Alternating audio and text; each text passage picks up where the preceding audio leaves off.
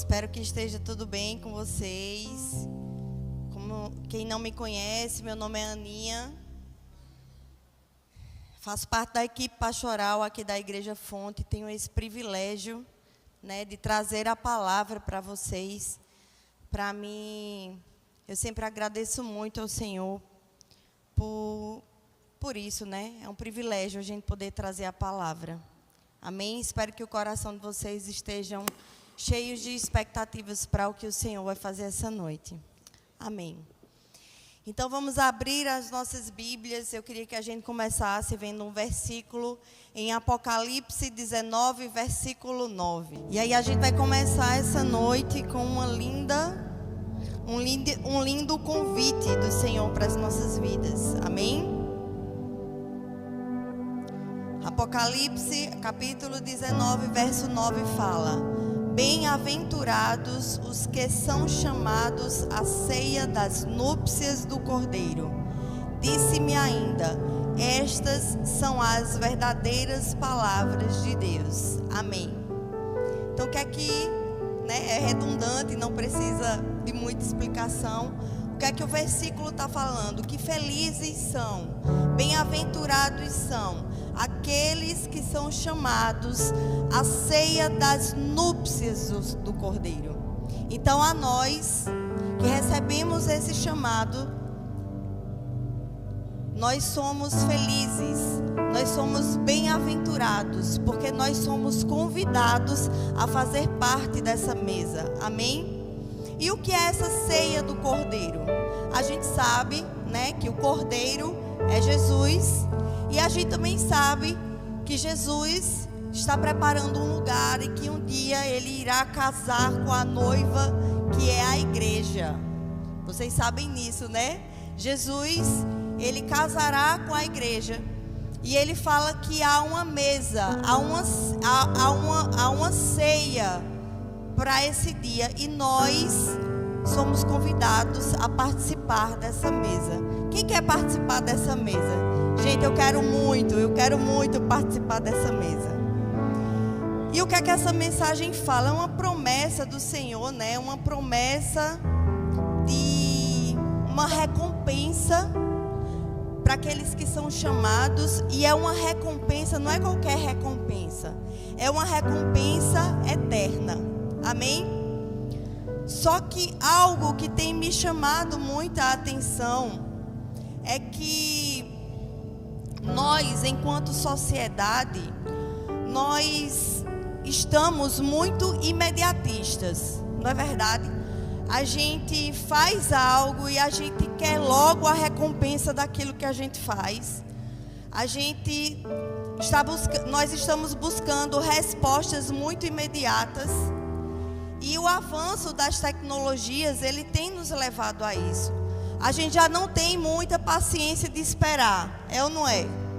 Se a gente está numa fila de banco, a gente não espera, a gente fica no celular. Em qualquer lugar que a gente vai, a gente não consegue esperar. A gente está sempre fazendo alguma coisa, uma leitura no WhatsApp. A gente está sempre pegando o nosso telefone e esperando, sem aquela coisa assim de não fazer nada. Todo o tempo todo, a gente está fazendo alguma coisa. É ou não é assim, gente? Isso não é só para os jovens, não. Isso é assim para as pessoas de todas as idades, principalmente aquelas que têm isso daqui. Então, quando a gente fala em recompensas eternas, isso me deixa um pouco preocupada. Por quê? Porque a gente está sempre fazendo as coisas para o aqui e para o agora. A gente geralmente só faz algo para longo prazo, uma recompensa de longo prazo, quando a gente tem certeza que aquilo vai acontecer. Quando a gente não tem muita certeza de que aquilo vai acontecer, a gente acaba não esperando tanto e não tendo tanta paciência. Por exemplo, a gente viajou em 2019, eu e meu marido. Quando a gente chegou de viagem, um pouco tempo depois, eu geralmente, quando eu faço uma viagem mais longa, eu faço com a minha família, com as minhas irmãs.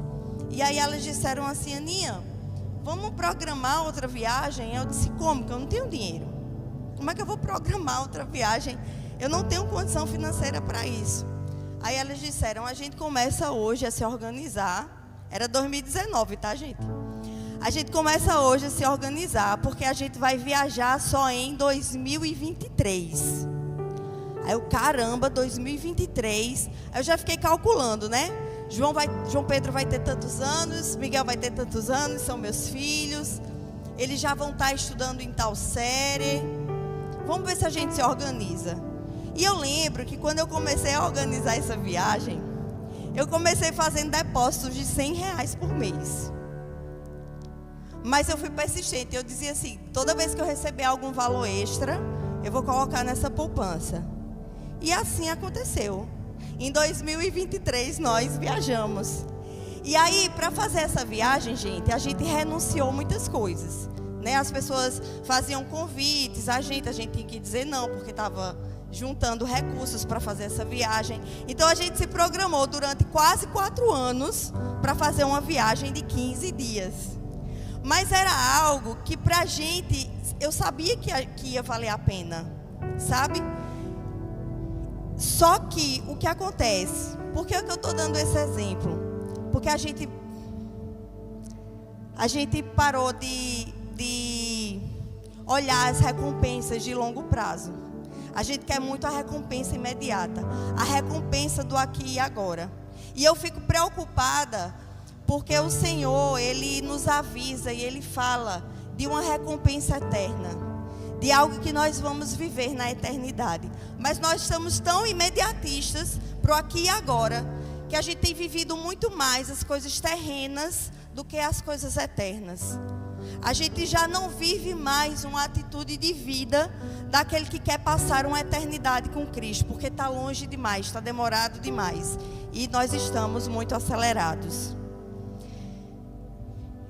Eu queria abrir um parêntese e falar sobre um assunto que não é voltado apenas para a igreja, é voltado para toda a sociedade. Mas eu queria muito, eu acho que é necessário, para eu poder continuar com a palavra de Deus, trazer essa consciência para que vocês racionalizem algo que está acontecendo conosco, tá certo? Nós estamos muito acostumados hoje com uma substância, né, no nosso cérebro, que ela transmite uma sensação de prazer, que é a dopamina. Quem já ouviu falar aqui na dopamina? Então, o que é que a dopamina ela faz? Nós ficamos expostos, por exemplo, à rede social ali, o TikTok, por exemplo. E a gente fica ali na rede social, e quando a gente fica na rede social, vai sendo liberado uma sensação de prazer no nosso cérebro. E aí a gente vai ficando tempos e tempos e tempos e tempos ali naquele ambiente. Porque isso está gerando um prazer fácil. Eu faço algum esforço para olhar a rede social? Não, a gente fica ali deitado, descansando, né? E aí a gente passa, de repente, passa o tempo. A mesma sensação de prazer que a dopamina ela gera em nós é quando a gente está assistindo alguma coisa que é muito interessante para a gente. Então, por exemplo, às vezes eu estou vendo uma série ou uma novela aqui para os noveleiros e aquilo vai gerando uma sensação boa em mim. Eu estou só deitada no sofá e eu estou só assistindo ali. E aí vai passando tempos e tempos e a dopamina ela vai sendo liberada no meu cérebro. O que é que preocupa a sociedade e o que é que eu me preocupo enquanto igreja, que eu vou chegar nessa parte. A dopamina, ela gera vícios em nossa vida. E aí nós estamos tão expostos à dopamina o dia inteiro, que quando chega na hora da gente fazer algo, que é uma obrigação, né, nossa, por exemplo, disciplinas rotineiras, estudar, fazer atividade física, né, qualquer coisa que a gente precisa realmente fazer. Por exemplo, ler a Bíblia, orar. O que é que acontece? Isso não vai gerar uma dopamina no momento. Então eu fujo desse momento. Vocês estão entendendo? Então, o que é que acontece? Não precisa levantar a mão. Mas eu tenho certeza que grande parte aqui não veio à igreja já alguma vez porque estava assistindo alguma coisa, porque estava, no videogame, jogando alguma coisa. E aí você diz assim: não, eu estou tão cansado, eu vou ficar em casa para assistir alguma coisa, porque eu estou cansado. Não, é porque nós estamos viciados em dopamina. E nós estamos trocando os nossos prazeres. A verdade é essa. Porque quando nós quando a gente vem para o culto, a gente sente a presença, sabe que foi algo bom, mas é algo que o prazer de agora, o fato da gente estar aqui no culto, sentindo a presença, essa dopamina ela é gerada um pouco depois de realizar. E a gente não está mais acostumado com isso. A gente está no aqui e agora sempre. E sabe o que é que preocupa também? E eu quero que você faça uma análise da sua vida com isso. Nós já não estamos mais fazendo só uma coisa. A gente faz várias e várias e várias coisas ao mesmo tempo. Por exemplo, você assiste algo e fica no celular. Você não só assiste mais, você assiste e fica no celular. Você não vai só jogar ali no game. Você joga no game, você fica ali no game, você fica vendo o TikTok. Eu tenho 2 adolescentes em casa e é desse jeito. E um dia eu estava tentando orar, tentando entrar num ambiente de oração, um tempo da minha vida. E eu percebi assim, caramba, eu não estou conseguindo orar. Ficar mais orando como eu orava antigamente. Será que eu estou esfriando espiritualmente? E, gente, de verdade, quando eu estava nessa indagação ali no meu quarto, tentando, sabe? Entrar no ambiente da presença mesmo. Eu acredito que o Espírito Santo, acredito que foi o Espírito Santo, porque eu acho que eu não teria tido essa ideia, não. Meu amigo S, meu amigo Espírito Santo, ele falou comigo. Eu acredito muito que tenha sido isso, porque ele começou a me lembrar que quando eu estava no trabalho, eu estava trabalhando e escutando um curso do trabalho. E todo momento que eu estava fazendo alguma coisa, eu estava fazendo 2, 3 coisas ao mesmo tempo. E quando eu sentava para assistir alguma coisa, eu estava assistindo alguma coisa, fazendo joguinho de celular. Não é tigre não, tá, minha gente? Nem bete nada, graças a Deus. Aí caramba, é verdade.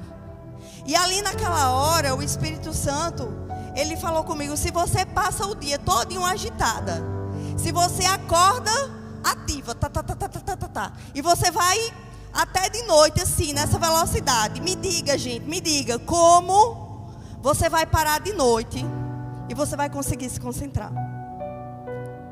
A gente não vai conseguir, porque nós estamos treinando o nosso corpo hoje para estar acelerado o tempo todo. Então a gente senta, vai ler a Bíblia, e na hora de ler a Bíblia a gente diz: meu Deus, o inimigo ele está aqui valendo, porque eu não estou conseguindo me concentrar. Eu acredito que o inimigo ele age sim dessa forma. Mas hoje nós estamos treinando o nosso corpo para estar se desconcentrando o tempo todo. A verdade é essa. Se eu passo o dia todo acelerado, eu não vou conseguir, gente. Eu não vou conseguir pegar a Bíblia e só ler, não. Eu vou ficar ansiosa para pegar o celular e ver se tem alguma mensagem. Isso é vício em dopamina. A nossa sociedade está cada vez mais viciada. Ler a Bíblia requer esforço, sim ou não? Sim. Só que se eu gero a dopamina em mim com coisas que eu não preciso me esforçar, eu vou preferir ficar na rede social, eu vou preferir assistir uma série, eu vou preferir jogar alguma coisa do que ter o esforço de ler a Bíblia. Orar requer esforço? Requer esforço hoje conseguir se concentrar. E aí a sociedade inteira está dizendo: eu tenho TDAH. Não tem, gente, não tem. Eu sei que tem as pessoas que têm. Mas o que é que acontece? A exposição, a atividade do cérebro tão rápida, faz com que você perca a facilidade da concentração. Então, uma das frases que eu estou mais escutando ultimamente é: meu amigo, eu estou com a cabeça muito ruim, viu? Nós estamos. Porque nós estamos acelerados o tempo inteiro. Eu já ouvi gente dizendo: eu tenho uma cabeça tão boa, eu não tenho mais. Eu estou me esquecendo das coisas, eu estou ficando leso. Mas gente, a verdade é que rede social, a exposição à dopamina e fazer várias coisas ao mesmo tempo está deixando a gente assim mesmo. E isso está afetando a nossa vida com Deus. Você não está, talvez alguns aqui estejam de fato passando por um esfriamento espiritual. Mas esse vício em dopamina, ele realmente vai gerar isso.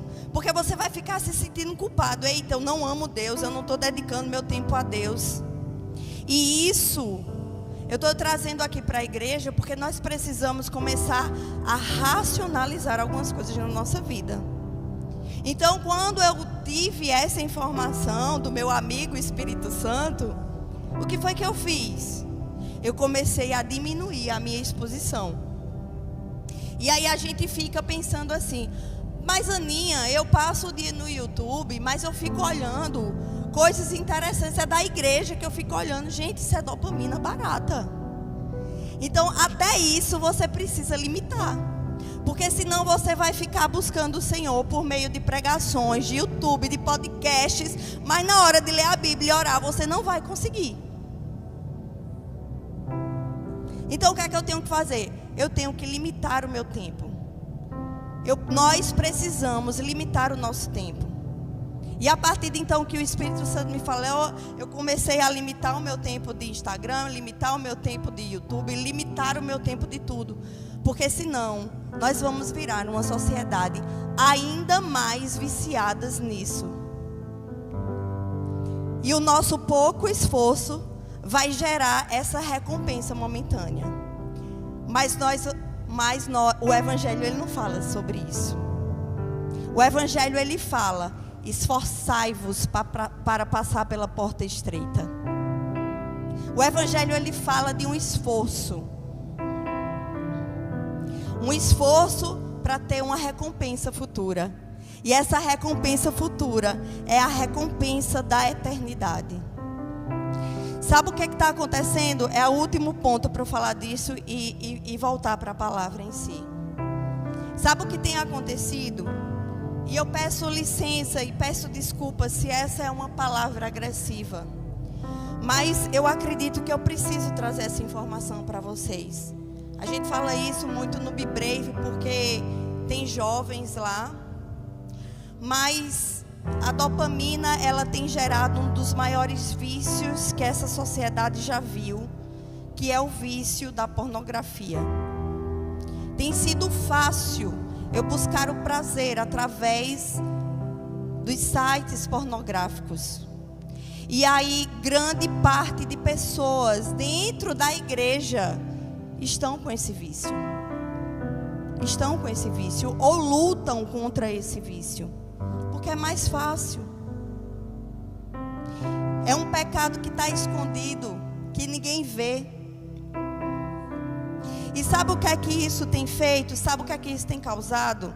Muitas separações entre casais. Porque o que é que acontece? O homem fica lá acessando, ele vai ter um prazer visual naquilo. E aí ele já não vai ter mais o prazer no toque da sua companheira. Porque o esforço e a recompensa, vale mais a pena pela pornografia. Um dos maiores índices de disfunção do homem é o vício da pornografia. E se você não tiver consciência de que você está viciado, porque aí já não é tratar mais como apenas um pecado, é tratar como um vício que é pecado. Vocês conseguem entender isso? As mulheres também, gente. As mulheres estão perdidas na pornografia. E elas estão perdidas na pornografia, mulheres de todas as idades. Por quê? Porque é mais fácil esse prazer, é mais fácil a mulher encontrar prazer com alto toque do que no relacionamento. E aí ficam dois amigos dentro de casa que dividem contas, ao invés de ser um casal. E na hora da briga não vai ter a bênção da relação, da intimidade, né? Que se tem as pazes do casal, isso não vai existir. Porque o homem e a mulher, eles deixaram de ter prazer nessa relação. Essa é a verdade. E eu precisava trazer isso para vocês. Porque não tem como falar de recompensa sem você pensar que há uma recompensa eterna. Essa recompensa eterna é a promessa que Jesus nos deu. Amém? E muitas vezes a gente precisa se esforçar para atingir essa recompensa. O que é que Jesus ele vai falar lá em Mateus 6,6? Ele vai dizer: quando for orar, entra no seu quarto em secreto, porque em secreto teu Pai te recompensará. E aí você já parou para pensar assim: Senhor, que recompensa é essa? Que recompensa é essa? Pergunte a Ele. Eu gosto de perguntar a Deus: por que foi que você ordenou, Jesus, que a gente viesse para o nosso quarto? O que é tão especial aqui? Porque muitas vezes nós entramos no nosso quarto e aí nós choramos na presença. Nós sentimos a presença, a coisa flui, a gente encontra o nosso amado, a gente passa tempos no nosso quarto e é maravilhoso. Porque Deus é tão bom que Ele muitas vezes compartilha uma recompensa imediata aqui na terra. Não estou dizendo que a recompensa de Deus, ela não é terrena. Ele também nos dá recompensas aqui na terra. Mas a maior recompensa que Deus, Ele tem para mim e para você, é a recompensa da eternidade. Porque às vezes a gente chega no nosso quarto, a gente ora, como eu falei, o Senhor, Ele vem com a presença dEle, Ele vem com a manifestação da presença dEle. Mas muitas vezes, gente, o Senhor age com o silêncio. O Senhor não fala nada. E se eu não me habituar também a entender o silêncio de Deus, eu acabo desanimando. Por quê? Porque eu não estou vendo a recompensa do meu esforço ali naquele momento. Mas há uma recompensa, e essa recompensa, ela é eterna. Amém?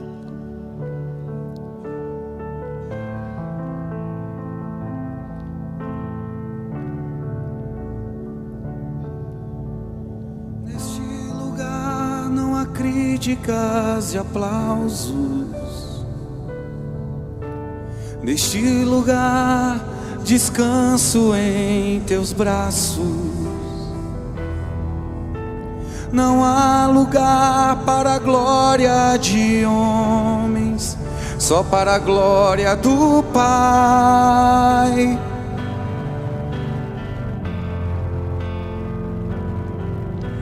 E quando fecho a porta do meu quarto, eu abro a porta do meu coração. Quanto tempo faz que você não expresso a Ti todo o meu amor em adoração. Eu creio que Deus, Ele tem nos chamado a recuperar a simplicidade desses lugares, sabe? Os meus olhos viram a salvação,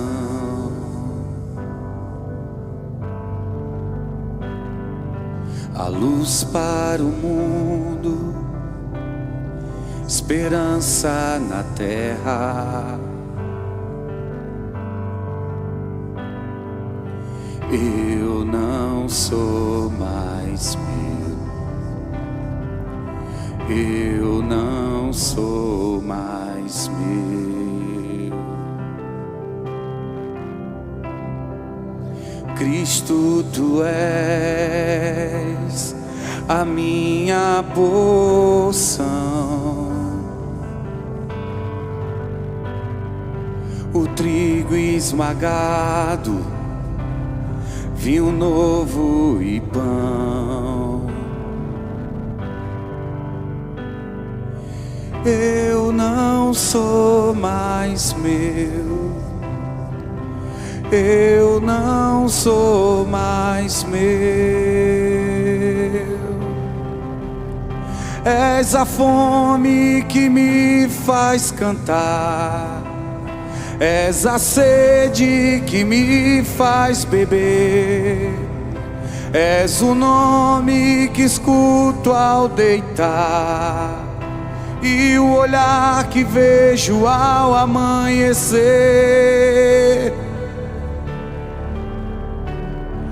E essa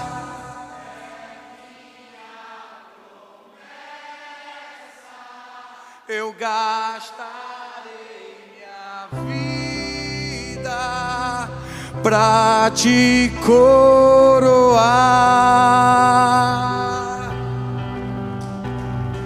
E esse é o meu anseio, o meu amor por ti não será segredo.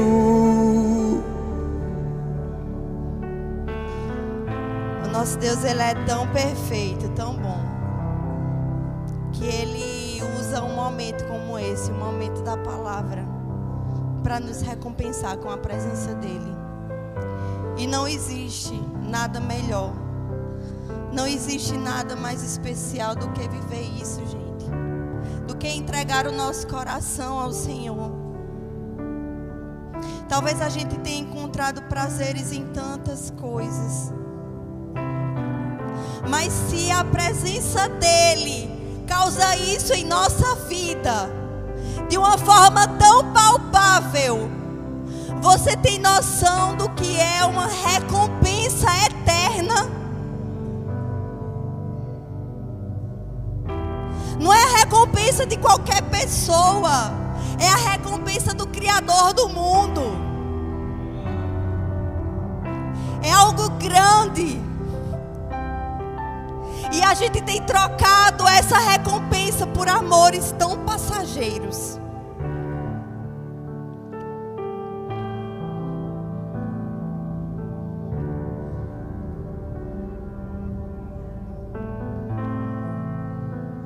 Sabe, quando eu olho para a vida de um homem como Abraão,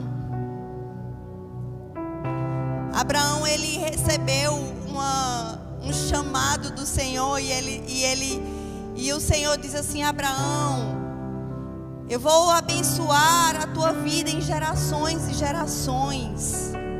Gente, vamos falar a verdade. Você abriria mão de uma vida, você se esforçaria, você entregaria tudo que você tem por talvez seus bisnetos, pessoas que você nem conhece. Eu sou sincera a vocês, eu não abriria, eu acredito, porque é algo que ele nem ia viver. Mas Abraão, ele sabia de uma recompensa eterna do Senhor. Abraão só foi ter o filho quando ele estava mais velho, mas havia uma recompensa eterna que ele sabia que ele ia acessar. O que falar de Moisés, que liderou uma intercessão, uma procissão do Egito à terra de Canaã, quando estava próximo de chegar nessa terra prometida, ele não entrou. Foram 40 anos. Mas a gente quer orar hoje, quer ter a nossa resposta amanhã. E quando a gente não escuta, e quando Deus não executa no momento que a gente quer, a gente fica frio espiritualmente. A gente bota a culpa nele. Bota a culpa em quem orou, dizendo assim, ela estava errada. Porque Deus não respondeu imediatamente, como nós estamos acostumados. Josué, ele olhou a terra prometida, ele olhou. E ele, vamos lá, gente, vamos tomar posse dessa terra. E por causa dos companheiros dele, ele não pôde tomar posse da terra prometida. Foram 40 anos que Josué esperou até tomar posse da terra prometida. Davi foi consagrado rei e demorou 15 anos para assumir o seu reinado em Israel. Ai, gente, o evangelho não é imediato. O evangelho, ele não é somente aqui e agora, porque o Senhor faz se Ele quiser. Ele também age dessa forma. Mas o evangelho é muito mais do que isso. É muito mais. Espera no Senhor, espera. Espera no Senhor.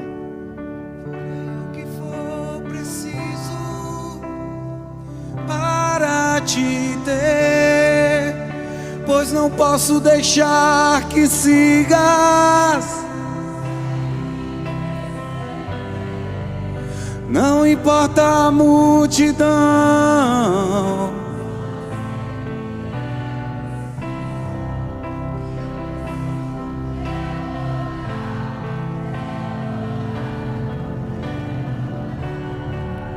Eu farei o que for preciso para te ver, pois não posso deixar que sigas. Não importa a multidão, só eu sei do que eu preciso.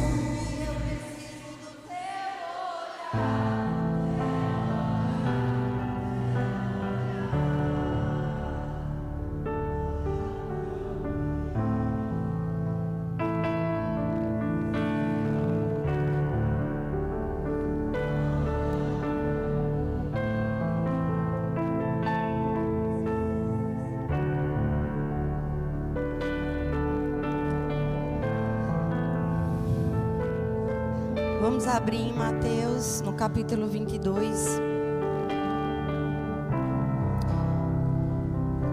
Quem estava na semana passada aqui, viu que nós falamos sobre as 10 virgens, né? E ali ele trata de um casamento. E nós começamos a mensagem de hoje falando que bem-aventurados eram aqueles que eram chamados às bodas do Cordeiro. Vamos abrir em Mateus, no capítulo 22. Eu vou explanar algumas coisas, fazendo link também com outras passagens. E é muito importante que vocês entendam isso hoje. É muito importante.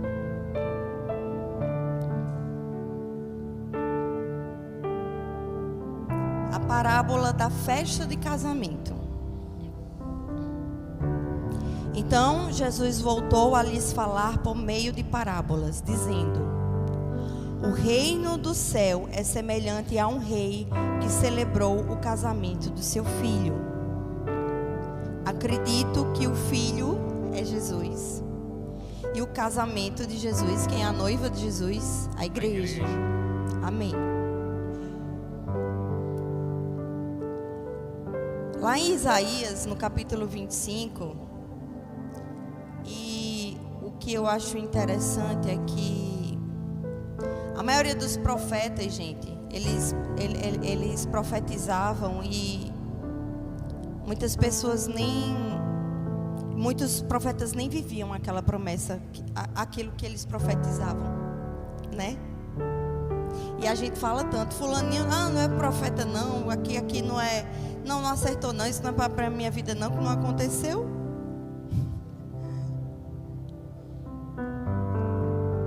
A Isaías foi profetizar no capítulo 25, Eu vou ler aqui para vocês o que é que ele fala sobre esse dia, o que é que ele fala sobre esse casamento. Ele diz assim, verso 6: Neste monte o Senhor dos Exércitos dará a todos os povos um rico banquete. Vamos repetir isso, rico banquete. Um banquete de vinhos envelhecidos, de comidas gordurosas, com tutano, e de vinhos envelhecidos bem puros. Nesse monte ele destruirá o manto que cobre todos os povos e o véu que está sobre as nações. Ele aniquilará a morte para sempre. E assim o Senhor enxugará as lágrimas de todos os rostos e tirará toda a terra a humilhação do seu povo, porque o Senhor disse e vai cumprir. Naquele dia se dirá: esse é o nosso Deus, temos esperado nele para que nos salve. Este é o Senhor, temos esperado nele. Nós exultaremos e nos alegraremos na nossa salvação. Há uma recompensa eterna. E quando nós estivermos acessando esse banquete, nós exaltaremos e nos alegraremos da nossa recompensa da salvação. Amém? Então o banquete, ele está pronto. Será que nós vamos participar desse banquete? Será que você vai participar desse banquete? Será que eu vou participar desse banquete? E aí ele fala assim no verso 3: E enviou seus servos para chamar os convidados para a festa de casamento, mas eles não quiseram vir. Depois enviou outros servos ordenando: Dizei aos convidados, meu banquete já está preparado, meus melhores bois e novilhos já foram abatidos e tudo está pronto, vinde para o casamento. Olha a empolgação, o banquete, vocês não estão querendo vir, mas não vai ser qualquer coisa não. O novilho já está pronto, está tudo pronto, está só esperando vocês, vai ser uma grande celebração. Mas mesmo com essa empolgação, eles não se interessaram em participar desse casamento, muitos não interessaram em participar. Alguns, porém, fizeram pouco caso do convite e foram um para o campo e outro para os seus negócios. Gente, isso aqui é muito importante. Quando o Senhor enviou profetas, para anunciar o reino, muitos fizeram pouco caso desses profetas.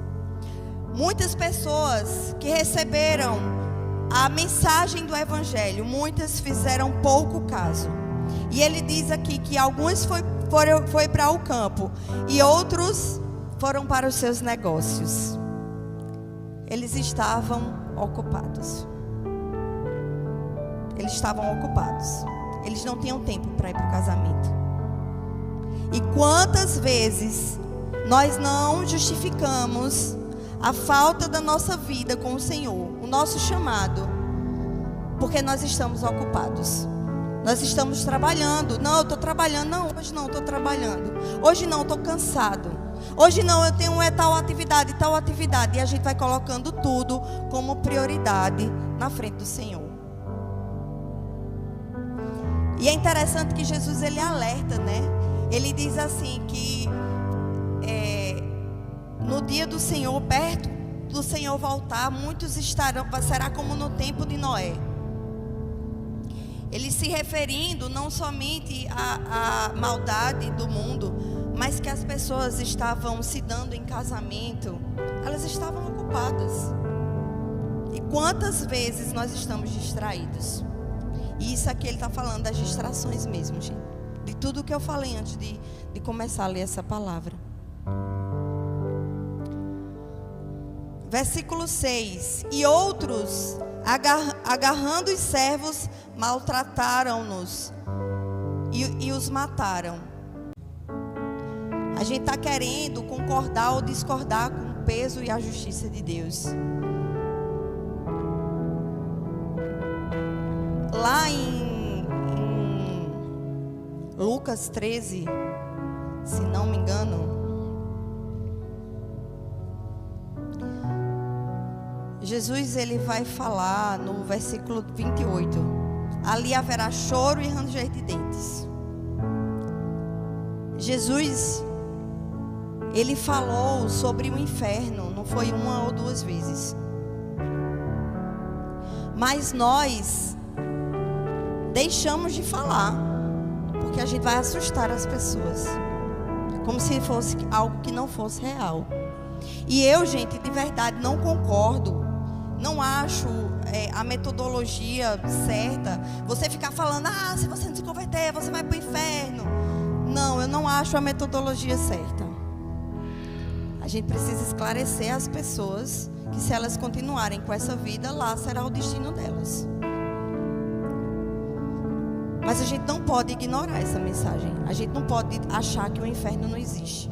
A gente não pode pensar que Jesus era tão bom, que só tinha o amor. Não, Jesus ele falou várias vezes sobre choro e ranger de dentes. Ele falou sobre isso, gente. O amor de Deus, ele é real. Deus, ele é amor. Mas Deus também é justiça. O amor é real. O banquete, ele é real.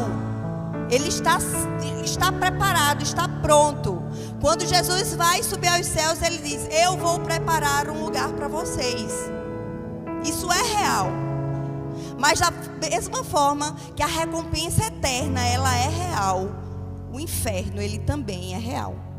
Misericórdia, mas é a verdade. E aí a gente tem dois caminhos para escolher.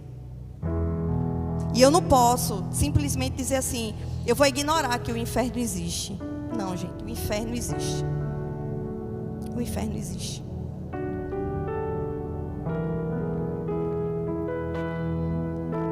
E o pior ainda, nós podemos ir para ele. Se não acordarmos, se você não acordar para a vida, se eu não me acordar para a vida, esse pode ser o seu destino.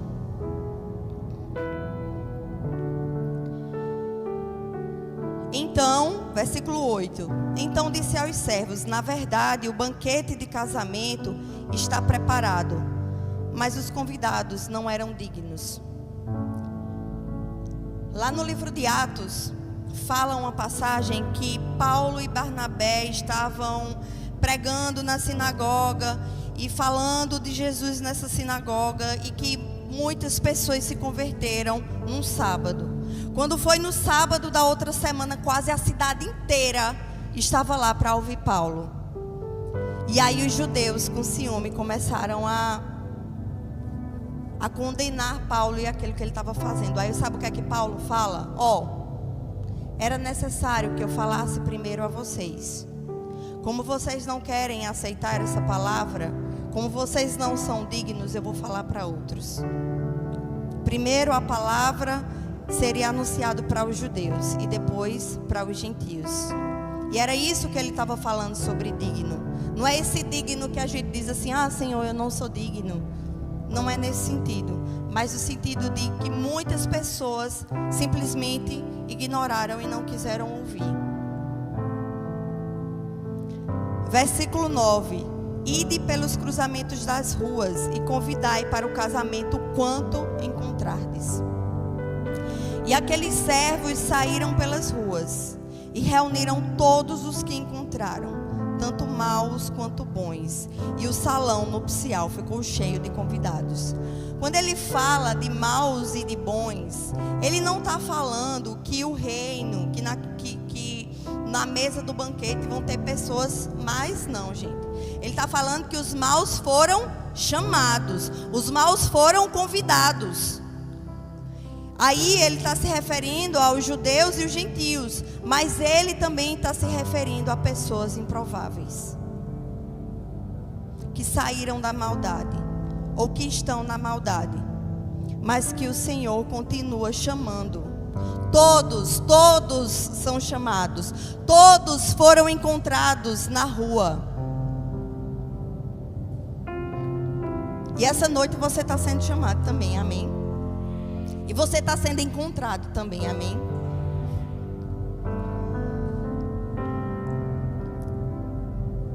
Verso 10. E aqueles servos saíram pelas ruas e reuniram todos os que encontraram, tanto maus quanto bons, e o salão nupcial ficou cheio de convidados. Mas quando o rei entrou para ver os convidados, encontrou ali um homem que não se vestia de trajes nupciais. O louvor pode subir, eu estou encerrando a mensagem. Mas quando o rei entrou para ver os convidados, ele encontrou ali um homem que não se vestia com vestes nupciais. E perguntou: amigo, como entraste aqui sem esses trajes nupciais? Ele, porém, calou-se. Então o rei ordenou aos servos: amarrai-lhe os pés e as mãos e lançai-os nas trevas exteriores. Ali haverá choro e ranger de dentes. Misericórdia. Misericórdia. E aí talvez você diga assim, no versículo 14 ele encerra: porque muitos são chamados, mas poucos escolhidos. E talvez você pense assim: caramba, Aninha, essas vestes, só porque ele não estava vestido apropriadamente. Aí sabe o que é que lá em Colossenses ele vai falar? Ele vai falar que é necessário novas vestes. Ele fala que é necessário deixar o velho homem para trás. Ele fala que é necessário largar os velhos hábitos e ser revestido de amor, ser revestido do poder do Espírito Santo. E sabe o que é que acontece, gente, hoje, nos dias de hoje? Talvez a gente tenha sido encontrado. Talvez a gente tenha recebido o convite, mas talvez a gente não esteja disposto a trocar as nossas vestes. Talvez você não esteja disposto a abandonar os velhos hábitos. Mas quando a gente encontra a salvação, quando a gente encontra Jesus, nós somos salvos pela graça, amém? Não é o que nós fazemos, é a nossa identidade de filhos, é reconhecer que Jesus é nosso Senhor e Salvador, que vai nos levar para esse banquete, certo? Amém.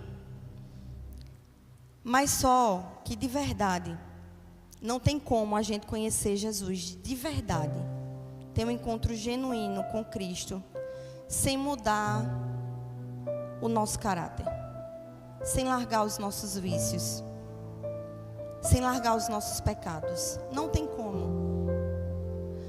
As novas vestes é a gente largar de fato os hábitos do velho homem, largar o pecado. Só que nós queremos participar do banquete, mas a gente não quer colocar as vestes. E é necessário trocar as vestes. É necessário trocar as vestes. É necessário mudar os hábitos. É necessário. Porque muitos são chamados, mas poucos escolhidos. Na passagem que foi citada essa noite, quando Jesus vai falar, existe uma porta larga e uma porta estreita. Esforçai-vos para passar pela porta estreita. Mas a gente quer viver a mesma vida. A gente quer ficar fazendo os mesmos hábitos. Aí essa palavra fala que quando chegar o grande dia, a gente vai dizer: mas Jesus, eu profetizei em teu nome, eu curei em teu nome. E ele vai dizer: aparta-te de mim que eu não te conheço. Jesus te conhece. Jesus conhece você. Ele conhece você pelo coração contrito e convertido. É dessa forma que Jesus te conhece. Jesus te conhece pelas novas vestes? Gente, essa pergunta é muito importante. Muito. Porque essa pergunta que eu estou te fazendo, ela vale um convite. Ela vale um convite de casamento. E ela vale uma recompensa eterna. Você tem trocado